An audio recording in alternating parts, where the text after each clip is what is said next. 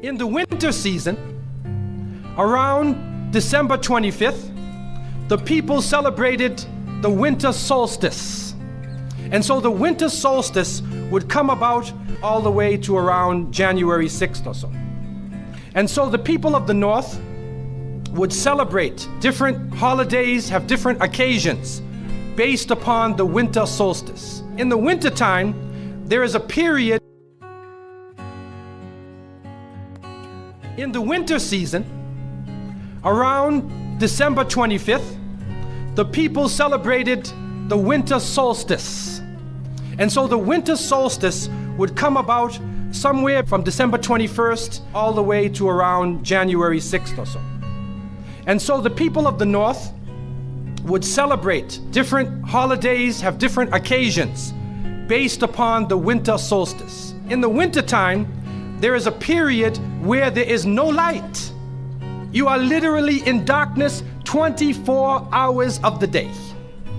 And this stretches for a period of time. Now, could you imagine in Alaska, or living in Canada, or living in Norway, and you don't have central heating? And the cold is outside. It's darkness around you. People are dying from disease. It's a terrible time, and every family would probably lose somebody, or they would know of somebody dying from the cold and disease during that season.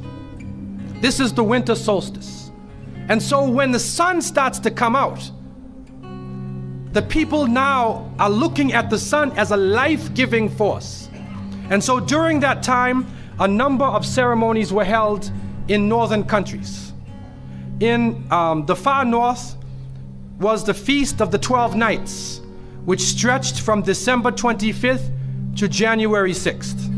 Also in ancient Greece, there was the Bacchanalia, which was held for their god Bacchus, the god of wine and sport and play.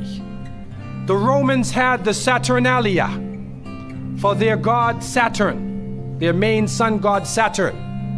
And so you find during these times that the people held ceremonies in the north. They would burn bonfires. The light was important, the fire, because the fire represents the light, the life-giving force for those who worship nature. Also in the north, they recognized that there was one tree that despite the cold would still remain alive, the evergreen tree, the fir tree. And so in some cases they would take this fir tree, believing that there was powers of life within the tree, and they would put it in their homes, set it there and put a light on the top of it, or burn them in the front, or they would make mistletoes and put them over their doorways, a type of what we would call ta'weez or tamima. It is an amulet. And they would hang the amulet over their doors, hang the amulets in their home, hoping that this fir tree, that this so-called life-giving force would protect them from the danger of the winter.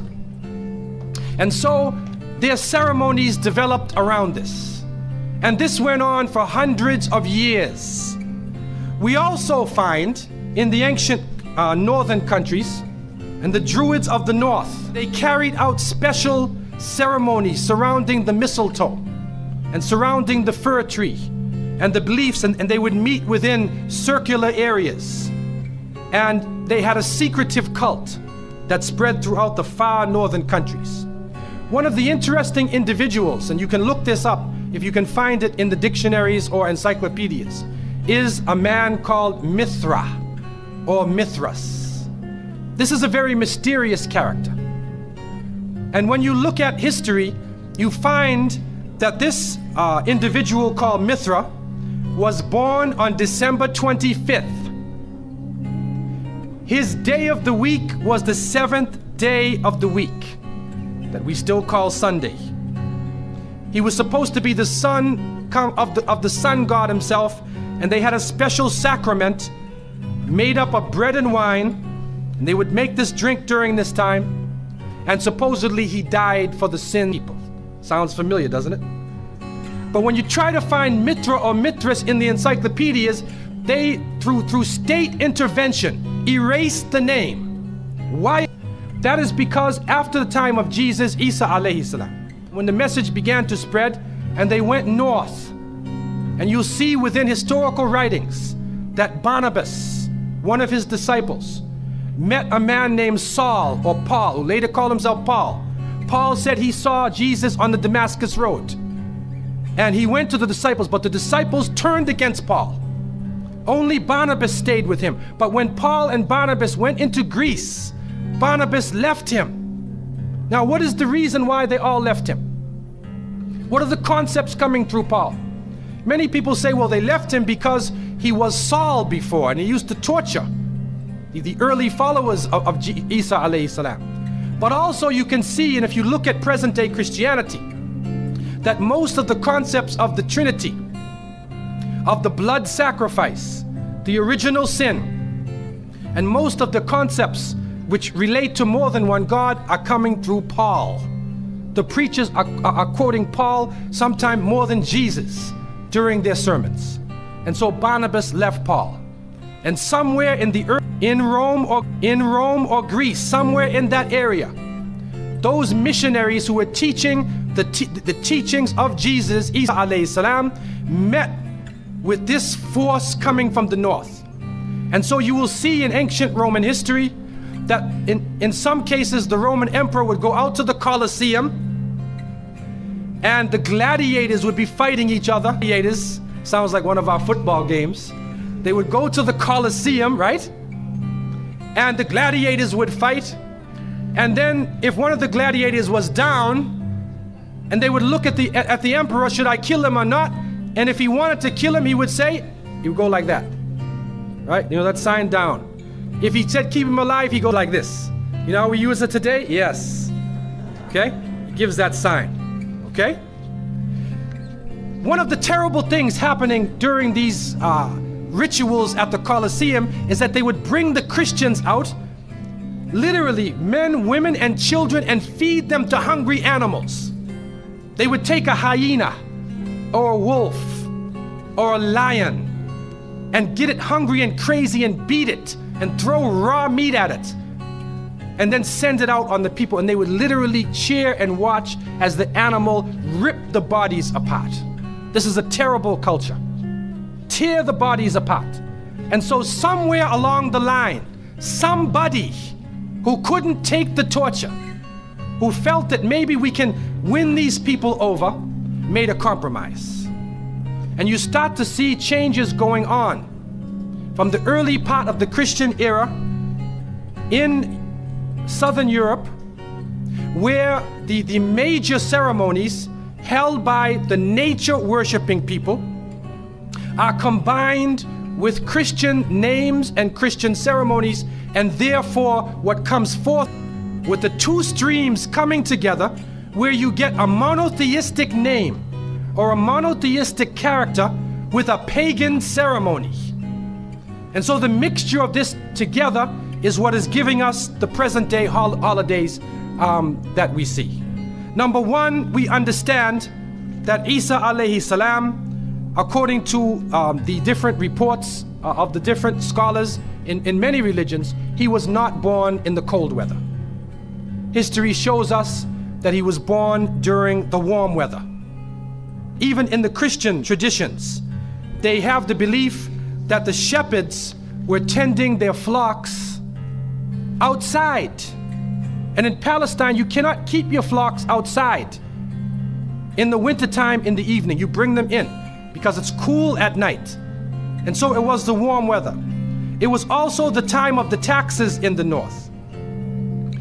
In the story coming in the Quran, when we see the mention in chapter 19 in verses 24 to 25, and we see the mention of the story of Mary, because it is the belief of the Muslims that Maryam, may Allah be pleased with her, was a virgin, and she had dedicated her life to the worship of one God, prayer and fasting, and by the power of Allah, that the Creator breathed His Spirit into her, and she conceived Jesus. He said, be, and it is. She conceived Jesus, Isa alayhi salam, without a father, without a man. That is a belief of Islam. It is also a belief that when she felt the pain of the pregnancy, that the angel came to her and told her to go outside of the city. She went outside of the city to a remote area, and there she found a palm tree, and she found water. And it was speaking about rutub janniya. It was speaking about a type of rutub, or a type of dates. And those who know, who have lived in the desert area, know that when the dates become ripe, when you start to see the color of the dates change, because dates are not brown, you know. Dates are originally red and they're yellow, they're other colors, but they turn the brown. It's at the height of the heat that the dates become ripe. And so it's at that time that she gave birth to Isa alayhi salam. So from different points of view, different historical points of view and different religions, we understand that Isa alayhi salam was not born during the winter season.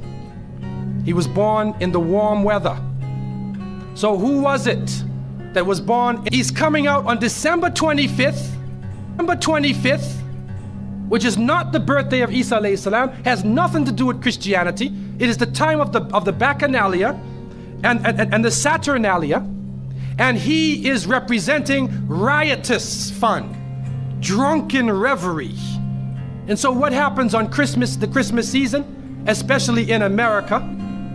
People today are not even thinking about Isa alayhi salam. They're not even thinking about Jesus. They're looking how they can get drunk.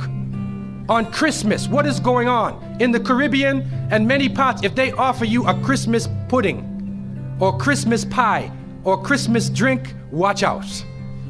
Because it's probably laced with rum or wine. That's the spirit of the season. Now this riotous occasion that was going on went so far that the Christian church banned it.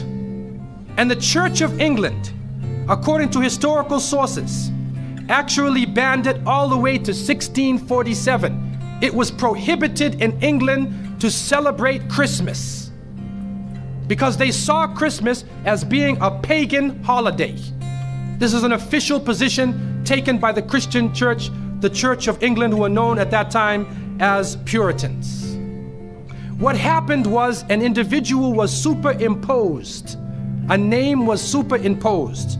We hear about the name of Saint Nicholas. Saint Nicholas. Now, Saint Nicholas himself is actually coming from the ancient writings of Beowulf. And in these writings, which are done in the Scandinavian region, we find the name Nick or Nickel or Nicker. He was known as a demon, the demon of the north. He was known as the evil spirit of the north, the name of Odin, the evil principle. And so in Germany and in many of the northern countries, the people actually looked upon this so-called Saint Nick as being an evil force, and they would tell their children in the wintertime, don't go outside, because if you do, Nicholas will come along, Nickel will come along, he'll capture you, put you in his bag, and take you away. And so they used it as a negative concept. In Isaiah, in what is left of the Bible, in chapter 4, in 14:13, the devil is known as the prince of darkness. And it is an understanding that his throne, the seat of his power, is in the north. Somewhere in the north is the seat of this evil. And so the Germans also, when they depicted this Nicholas, or this Pelsnickel, as they would say, Pelsnickel in German, it means a furry devil. When they depicted him, they depicted him as a man with red fur. He had red fur coat, and his base was in the north, and he was the essence of evil. And the Church of England till 1647, that this celebration could not go on. So what we are actually seeing is that the Christmas occasion was actually the time of evil. It was the time of the belief in the Saturnalia and the Bacchanalia. And because of this, they sheet and red and go to all of the homes in the area and put presents in your stockings and put presents under your tree, and then fly back out into space.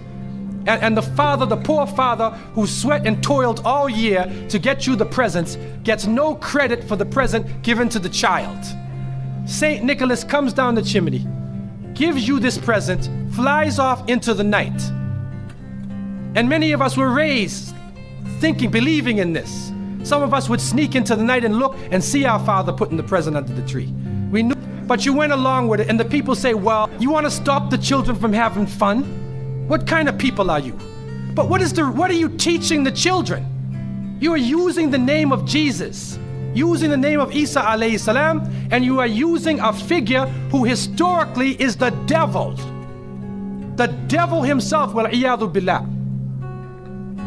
They are using his figure, and he has now taken over the Christmas season. Christmas now to most people means materialism. You have to buy presents for your cousins and your friends, and you got to buy about 34 presents. And you find that most American people are in debt for 6 months after Christmas. Now, where is Jesus? You get drunk, you fight, you lose all your money, the stores raise their prices. Isa alayhi salam is described as a very humble person. Most of the time he didn't wear shoes, only 1 or 2 changes of clothing. A very simple person eating very simple food, fasting most of the time. You see what is going on? There are 2 streams now, a stream of polytheism, a stream of monotheism, and now the polytheism, the materialism, is overtaking the monotheism and standing in the way and taking over our society. And some foolish Muslims coming along from outside of in their country say, well, I just want to be an American. I want a tree too. So I said, one of the brothers said he had a Christmas tree in his house. He came for, I said, brother, do you know what the tree stands for? He said, no. Okay, I'll get a palm tree with dates. I'll make it halal, a halal Christmas tree. But brother, you have to understand what it means. You have to understand what it means. Number one, the Prophet ﷺ, when he spoke about, he talked about a-ruqya, wa tama'im, wa tiwala. He said all of these things are shirk. That if you hang amulets thinking that this ta'weez or this amulet is going to protect you from something, then you are actually giving power to the creation of Allah and taking it away from the Creator.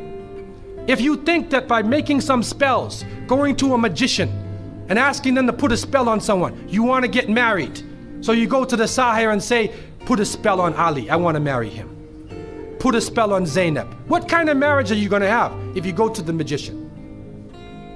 And so the Prophet, peace be upon him, named all of these things, the superstitions, the amulets, all of these type of things are the other stream which goes away from monotheism, from the belief in one God, and takes you into another religion.